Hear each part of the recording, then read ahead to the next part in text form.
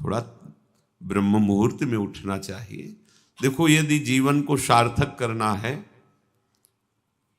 तो जिसके शैया में लेटे हुए सूर्य भगवान का उदय हो जाता है, उसकी आयु, बुद्धि, श्री, तेज, बहुत सी बातें नष्ट हो जाती हैं।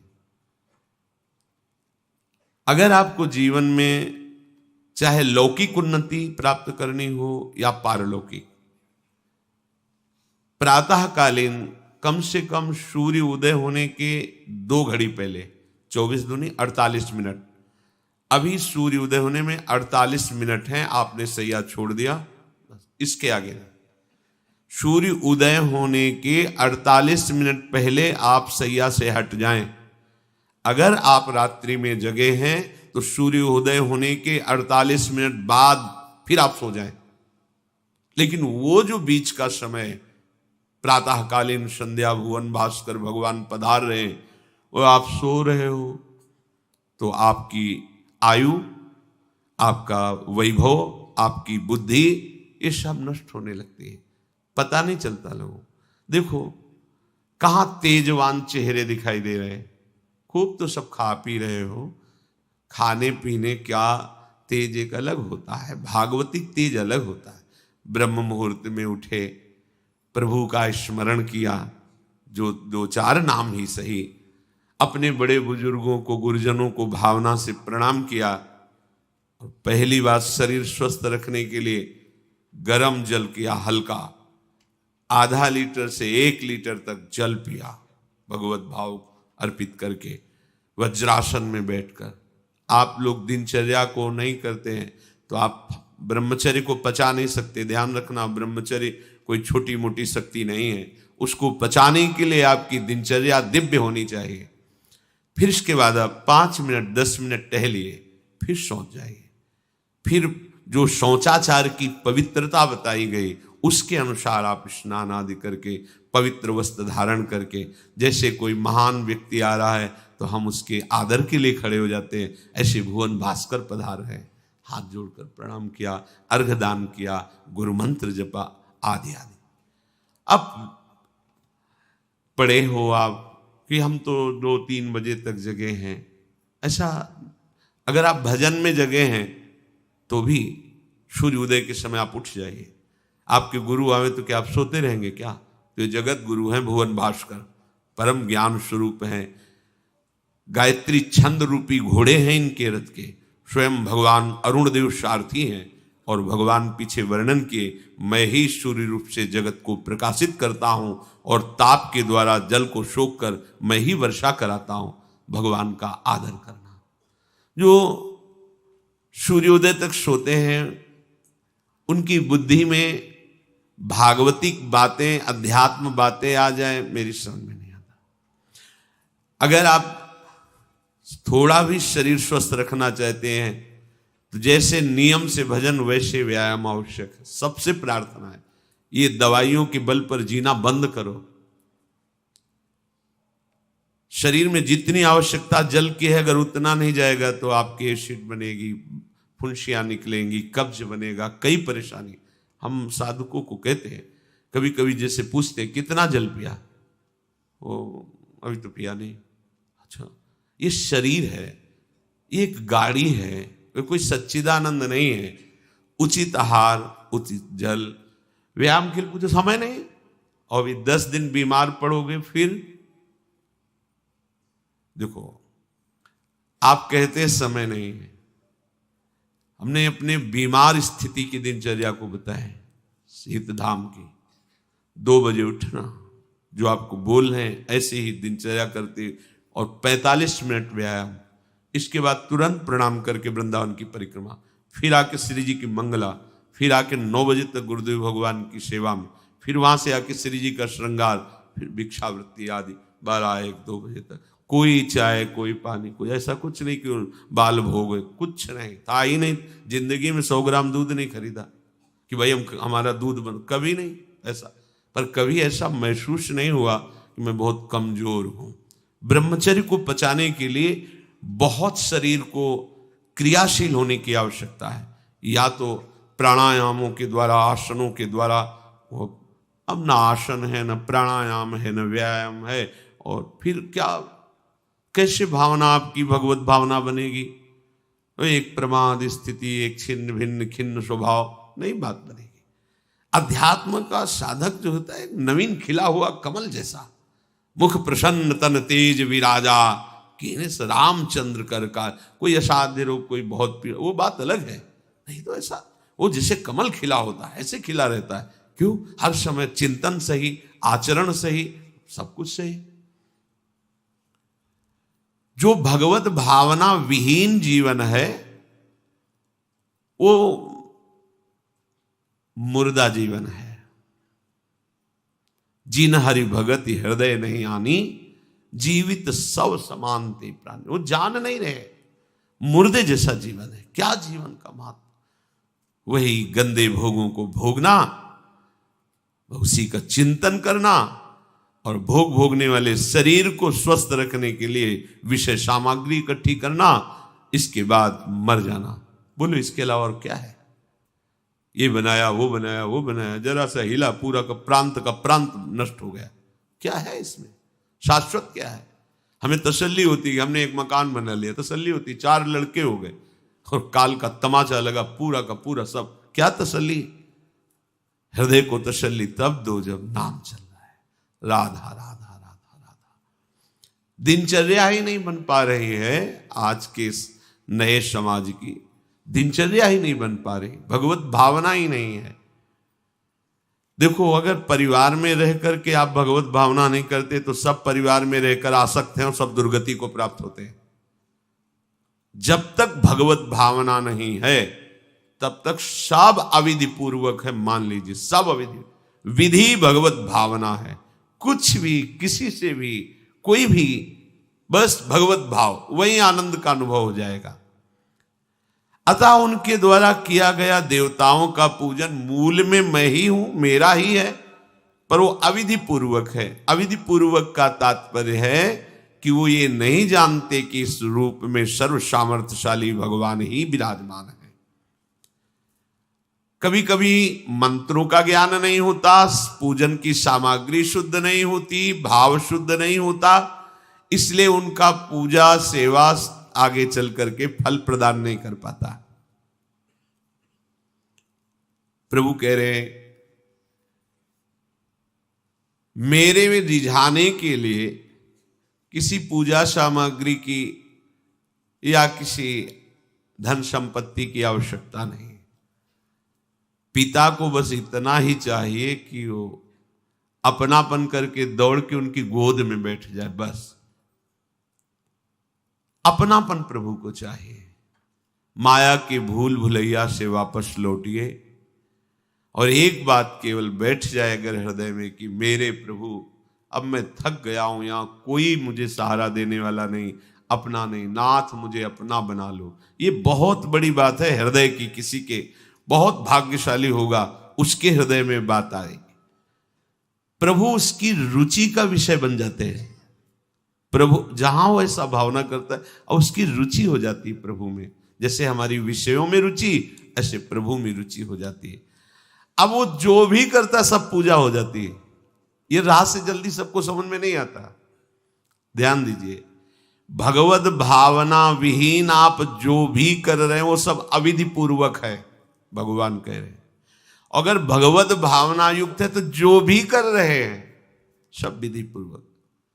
कर्माबाई जी ने, एक विधि विधान जानने वाले संत ने जब कहा कि आप तो बिना स्नान में बड़ा अपराध, ऐसे तुम कैसे बना पाओ, और वो प्रातः अपनी स्नान आदि दिनचर्या करने लगी तो विलंब हुआ। फिर खिचड़ी अमनिया की ठाकुर जी को, ठाकुर जी आए गोद में बैठ के, एक कवल ही पाए कि उधर पर्दा, भाग के ठाकुर जी गए। खिचड़ी लगी थी, पार्षदों ने कहा जय जय, तो अभी भोग ही नहीं पधराया। फिर और बोले कर्मा भाई है ना, वो मुझे भोग लगाती, और पता नहीं उस महात्मा ने क्या समझा दिया विधि विधान, वो भोरी भारी हमारी भक्ता, वो अब नहाने धोने में समय लगाने लगी, इसलिए आज विलंब। देखो तुम जाओ और उनसे कह दो हम विधि विधानों से फंसने वाले नहीं, विधि विधान हमें कोई फांस नहीं सकता है। एक प्रेम फांस है जिसमें मैं फंस जाता हूं। बिना किसी बंधन के अगर ये बंधते हैं उसका नाम है प्रेम डोरी। जय श्री भट्ट प्रेम रस बंधन, क्यों छूटे दृढ़ फंद, बसो मेरे नैनन में दो चंद। ये बात सबकी समझ में नहीं आती। जाओ उनको कह दो जैसे वो बनाती थी वैसे ही बनावे। पूरा अविधि है। अगर शास्त्रीय सिद्धांत से दे देखो अविधि है, पर वो महान विधि है जो भगवान को आसक्त कर लिया। कौन सी विधि? मेरे अपने प्रभु, मेरे प्यारे रात में भूखे रहते होंगे, ये भाव। भगवत भाव विहीन जितना जो कुछ आप कहोगे कि कैसे अविधि पूर्वक भगवान कह रहे हैं। देखो, जब मथुरा के ब्राह्मणों को भगवत पार्षद सखाओं ने निवेदन किया कि भगवान श्री कृष्ण और बलराम आज इधर ही गाय चराने आए हैं और वो भूखे हैं, आप थोड़ा सा कुछ भोजन सामग्री दे दीजिए। ऐसे देखा कि ग्वारिया है, बात ही नहीं की, अधिकारी ही नहीं समझा, बात का अधिकारी नहीं समझा। ऐसा नहीं कि इनको पता न चला हो कि भगवान का अवतार है, क्योंकि जब भगवान अवतरित हुए सबको पता था कि भगवान अवतरित हुए हैं। प्रायः सबको पता था, सबको। जैसे वायु शीतल चलती तो सबके अंगों में लगती है, इसलिए महान प्रकृति उल्लसित होकर नृत्य कर रही थी आनंद में जब भगवान का प्रादुर्भाव हुआ। और उन्होंने बाद में स्वीकार किया कि मैंने महापुरुषों से सुना था कि भगवान पधारे हैं, पर मेरा कितना दुर्भाग्य कि वो स्वयं यज्ञ भोक्ता भगवान आगे जिस कहे, आम ही सर्वयज्ञानाम भोक्ता च प्रभुरेव च, समस्त यज्ञों का भोक्ता मैं हूं। स्वयं समस्त यज्ञों की भोक्ता मांग रहे हैं और वो यज्ञ करने वाले ब्राह्मण अनादर कर रहे हैं। हुई ना विधि। और उन्होंने स्वीकार किया है कि मुझे चारों वेदों का ज्ञान है, गायत्री का अनुष्ठान, त्रिकाल संध्या, जितना भी शास्त्रीय सिद्धांत सब पालन करता हूं, पर सबके लिए उन्होंने एक शब्द प्रयोग किया, धिक्कार है मेरे ज्ञान को, धिक्कार है मेरी पवित्रता को, धिक्कार है। स्वयं यज्ञ भोक्ता भगवान मांगे और हमने बात भी नहीं की। पर अहो भाग्य हमारे कि हमारी पत्नियां ऐसी निकली जो हमारी बात बन गई, भगवत साक्षात्कार करने वाली। वहां कौन सी विधान का पालन कर रही? एक ही विधान, केवल अपने श्याम सुंदर मेरे प्रभु की चर्चा सुनकर प्रभु में आसक्ति हुई, आसक्ति ने प्रभु का साक्षात्कार करा दिया। भगवत भावना विहीन बड़े से बड़ा कार्य प्रभु को बिल्कुल पसंद नहीं। दुर्योधन ने दुशासन के महल में ऐसी भोग सामग्रियों का रचना करवाया था कि देवराजेंद्र भी ललचा जाए, और मूल उद्देश्य था कि श्री कृष्ण को रिझा लेंगे, अपने पक्ष में कर लेंगे। प्रभु ने उनसे वार्ता जब संधि की तो उन्होंने कहा कि बिना युद्ध के 5 गांव की बात क्या, सुई के अग्रभाग भी नहीं दे सकता, सुई के अग्रभाग भर भी जमीन नहीं दे सकता। 5 गांव की भगवान ने कहा था ऐसा करो, तुम हस्तिनापुर के चक्रवर्ती सम्राट पर बैठे रहो, 5 गांव दे दो पांडवों को, वो मेरे भक्त हैं, मेरा आदेश पालन कर। उनका सूजी अग्रे न केशवा, सुई की नोक भरने। भगवान चलने लगे तो कहा आओ प्रसाद पा लीजिए, भोग पा लीजिए, आइए महल में। तो उनका पाया वहां जाता है। यदि पवाने वाले में प्रीति हो या पाने वाले को मिलता ना हो, बहुत भूखा हो, मेरे को भूख नहीं है, तेरे में प्रीति नहीं है,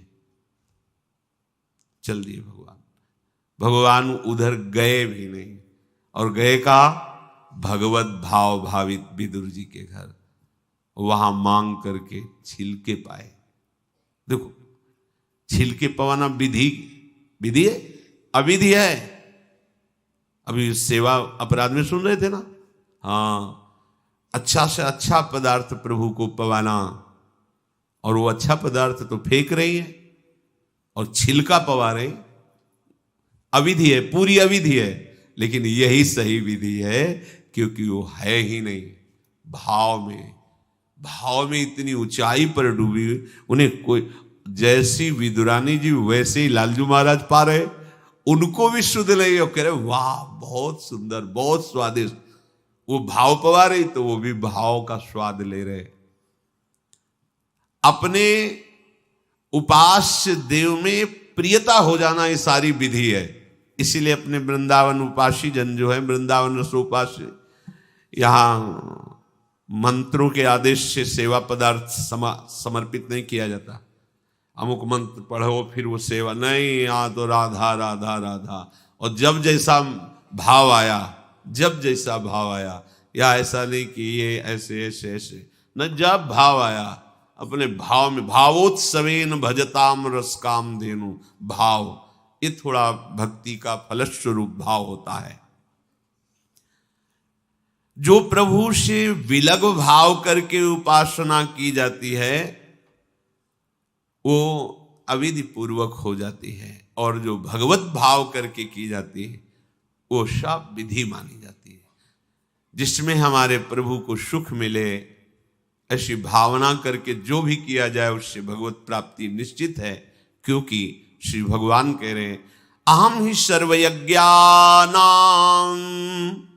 भोक्ता च प्रभुरेव च न तु माम अभिजानन्ति तत्वेनातश्च्यवन्ति ते। क्योंकि सब यज्ञों का भोक्ता मैं हूं, मैं सबका स्वामी हूं,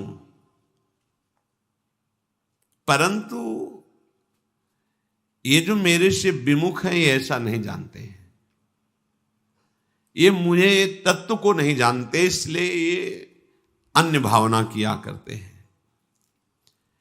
जो मेरे को नहीं जानते हैं, मेरे भाव से नहीं है, वो कुछ भी करें उनका पतन ही होता है। बात इसमें यह है कि जब अविनाशी नित्य चिदानंद भाव ही नहीं है तो विनाशी खेल में सत्य भाव से लगोगे तो तुम अविनाशी का विनाश ना होते हुए भी विनाश की सारी लीला सहनी पड़ेगी। जैसे आत्मस्वरूप जो हमारा स्वरूप है उसमें किसी शस्त्र का, मंत्र का, किसी भी दैवी शक्ति का कोई भी बस नहीं है। जो हमारा आत्मस्वरूप है कि मंत्रवेत्ता कोई भस्म कर दे, किसी दिव्यास्त्र का संधान करके हमारी आत्मा को छेद भेद दे, अक्लेद्य है, अशोष्य है, अदाय है, फिर भी हम जलन का अनुभव करते हैं अंतर और बाहर से भी। क्यों? वहां तो बता रहे हैं कि अदाय है, कोई भी ताप आत्मा को स्पर्श नहीं कर सकता, फिर ये जलन क्यों होती है? लगता तो हमें कि मैं अंदर से जल रहा हूं या बाहर से शरीर में अग्नि आदि छू जाए तो ताप लगेगा, क्योंकि हम अपने अविनाशी भाव में नहीं हैं। ध्यान दीजिए, अविनाशी होते हुए भी अविनाशी भाव में ना होने के कारण मुझ अविनाशी तत्व को विनाश की पूरी लीला सहनी पड़ती है, पूरे कष्ट सहने पड़ते हैं। नहीं सहने पड़ते? देखो आप, जन्म मरण मेरा थोड़ी होता है, मेरा स्वरूप नयनम छिन्नन्ति शस्त्राणि नयनम दहति पावकः न चैनम क्लेदयन्त्यापो न शोषयति मारुता, पर हो रहा है। हम जल में डूब के मर सकते हैं, हम वायु के प्रवाह में, हम नाना प्रकार के दुखों के प्रवाह में। क्या हुआ? बोले चूंकि तुम अपने अविनाशी स्वरूप भाव से विलग हो। समझ गए? वही बात यहां श्री भगवान कह रहे हैं कि यदि तुम ये भाव नहीं समझ पा रहे कि सबका भोक्ता मैं ही हूं, सब यज्ञ जितने भी साधन सबका फल प्रभु ही है, मैं सबका स्वामी हूं। जो मेरे को तत्व से नहीं जानते हैं, मेरे पर भाव नहीं करते, उनका पतन ही होता है। कारण ये अविनाशी भाव ना होने के कारण, विनाशी में सत्यत्व भाव होने के कारण परिणामता कुछ हाथ नहीं लगेगा, केवल नाश ही नाश। जब हम प्रभु की तरफ चलते हैं तो उसमें प्रधानता होती किसी संत या शास्त्र के वचन। ऐसे आप चल ही नहीं सकते। कभी भी कहीं भी कोई भी प्रभु की तरफ चलेगा, पहला कदम चला होगा तो किसी न किसी संत के वचन सुने होंगे या शास्त्र के वचन, दोनों एक ही बात है। जो संत भगवंत की वाणी है वही शास्त्र है। बिना उनके वचन सुने परमार्थ का पता ही नहीं चलता है। तो जब हम प्रभु की तरफ सत्संग सुनकर चलने को होते हैं तो ये दो मुख्य बाधाएं आकर खड़ी हो जाती हैं। भोगों की भोग वृत्ति, संग्रह वृत्ति जो हमारे अंदर रही है, तो वो हमको इतना कमजोर कर देती, लगता है अगर ये चीज नहीं होगी तो हम रह नहीं पाएंगे, ऐसी ऐसी व्यवस्था होगी तो हम नहीं रह पाएंगे। बड़ा कमजोर हो गए अपने लोग। हाँ, ऐसा होना चाहिए, ऐसा होना चाहिए, ऐसा होना चाहिए। भोगों का भोक्ता और भोगों के संग्रह युक्त स्वामी भाव। मेरे पास इतनी खेती, इतना बैंक बैलेंस, इतना परिवार, ऐसा ऐसा, और देखो हमारी दिनचर्या में ऐसा चलता है, हम ये खाते रहें, ऐसे करते रहें, ऐसे, और ये सब होता रहा है। अगर हमें भजन मार्ग में तो ये सुविधा चाहिए, ऐसा ऐसा। इतना कमजोर हो गया है मनुष्य कि वो भोगों की भोगने की वृत्ति और भोगों के संग्रह करने की वृत्ति और भोक्ता और संग्रहित वस्तु का स्वामी मैं, ऐसा, ये पहली परमार्थ में बाधा वृत्ति है। और ये प्रायः हम सब बड़ी खुशी से बाधा लिए चल रहे हैं। देखो ये बड़ा सूक्ष्म, चूंकि देखो अध्यात्म है, अध्यात्म तो जगत से बिल्कुल ऐसे है। कोई बड़े भाग्यशाली जन होते हैं जो सुनना चाहते हैं, उनसे भी बड़े भाग्यशाली जन होते हैं जो चलना चाहते हैं, उनसे भी बड़े भाग्यशाली जन जो चल रहे हैं, उनसे भी बड़े भाग्यशाली हैं जो महत्व रखकर चलते हुए उसका अनुभव कर रहे हैं। जो अनुभव कर लिए तो सातरति सातरति सा लोकान तारयति, वो स्वयं तर जाते हैं, स्वयं तर जाते, लोगों को तार देते हैं। ये उल्टी बुद्धि लेकर जब परमार्थ में चला जाता है तो थोड़े ही समय में वो परमार्थ से विमुख हो जाता है। भोगों की भोगने की सुख बुद्धि और भोगों के संग्रह की और उसके स्वामित्व का भाव, जहां अंदर वृत्ति लिए थे वहीं पहुंच गए। ऐसे पूरा जीवन करने पर भी परमार्थ पथ नहीं मिलता और कहने लगते कि हमें 50 वर्ष हो गए परमार्थ में चलते। ये बात समझ लेना, परमार्थ पथ एक कदम भी चलोगे तो तुम्हें इतना स्वस्थ और मजबूत बना देगा कि तुम्हें कोई परास्त नहीं। एक कदम, अरे 12 वर्ष में तो सिद्धि प्राप्त हो जाती है। किसी भी मंत्र को, किसी भी नियम को 12 वर्ष तक किया जाए तो सिद्ध हो जाता है, ऐसा संतों ने वर्णन किया है। पर हम ये कह रहे हैं कि 50 वर्ष भी आप लगा दीजिए, अगर ये दो भाव आपके सुधरे नहीं तो कुछ समझ में नहीं आएगा आपको। आपको याद होगा हित धाम में एक समय शाम टाइम लगभग 75 वर्ष के विरक्त भेष के महात्मा ने एक प्रश्न किया था कि मैं किसी ऐसी आदत से परेशान हूं जो आज 75 वर्ष का हूं, फिर भी मुझे वो करना होता है। अब क्या करूं, अब तो मरने का समय आ रहा है। मुझे आश्चर्य नहीं, सर्वाश्चर्य हुआ। पूरा जीवन भगवत मार्ग में चलने का प्रमाण देने वाला कि मैं भगवत मार्ग का पथिक हूं, 75 वर्ष की अवस्था में वो अपनी उस वृत्ति को नहीं छोड़ पाया जो भगवान से विमुख करती है। अब कहीं डींग अपने लोग हाँक सकते हैं कि इतने वर्ष हो गए परमार्थ।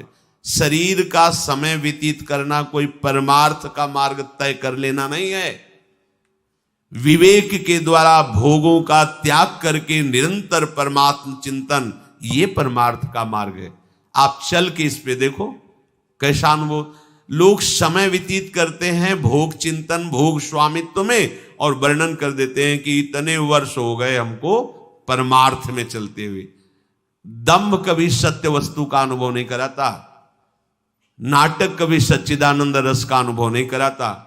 भगवत रसिक जी कह रहे हैं, बिन विवेक वैराग्य भक्ति बिनु सत्य न एको मानो।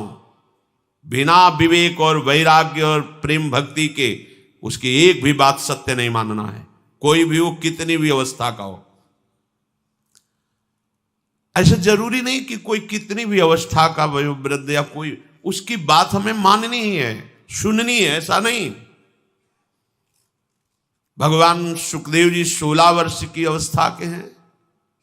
जे ही गंगा की रीति पर चरण पधराते हैं, परीक्षित जी अनशन व्रत लिए बैठे हुए, आमरण अनशन, बड़े बड़े महापुरुष बैठे हुए हैं, श्री सुखदेव जी के पिता पितामह आदि सब बैठे हुए हैं। जे ही देखा दिगंबर वेश, शरीर की शुद्धि नहीं, श्री कृष्ण प्रेम में मतवाले सब खड़े हो गए थे।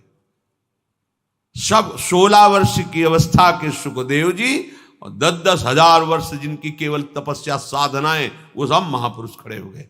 क्यों?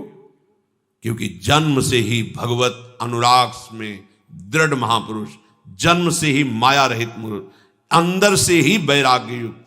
तो वैराग्य ज्ञान और भक्ति का आदर होता है, अवस्था का आदर नहीं होता। आप कितनी अवस्था के, इसका महत्व नहीं होता। ओ चांगदेव नहीं, 1400 वर्ष की अवस्था। ज्ञानदेव जी की शरण में वो शिष्य बने। ज्ञानदेव जी नवीन अवस्था के। जब तक आपके अंदर भोग में सुख बुद्धि, भोगों का संग्रह और उसके स्वामित्व का भाव, स्वामित्व का भाव बड़ा सूक्ष्म विषय है, चाहे गृहस्थ हो चाहे विरक्त हो। स्वामित्व का, अगर एक कमंडल में भी तुम्हारा स्वामित्व का भाव है, तो जैसे एक गृहस्थी के 100 बीघा में स्वामित्व का भाव हो, वैसे तुम्हारे कमंडल में भाव है। ये मेरा कमंडल नहीं, प्रयोग के लिए प्रभु ने दिया, इस शरीर के प्रयोग के लिए, दिनचर्या में काम आएगा। बस मेरा शब्द केवल प्रभु के लिए है। मेरे प्रभु, मेरे तो गिरधर गोपाल, दूसरों न कोई वस्तु, ना कोई व्यक्ति, ना कोई भोग सामग्री, ना कोई पद प्रतिष्ठा, ना लोक लोकांतर, मेरे तो गिरधर गोपाल। अध्यात्म है, भगवत मार्ग है, जिससे समस्त प्रपंच का नाश होकर भगवत साक्षात्कार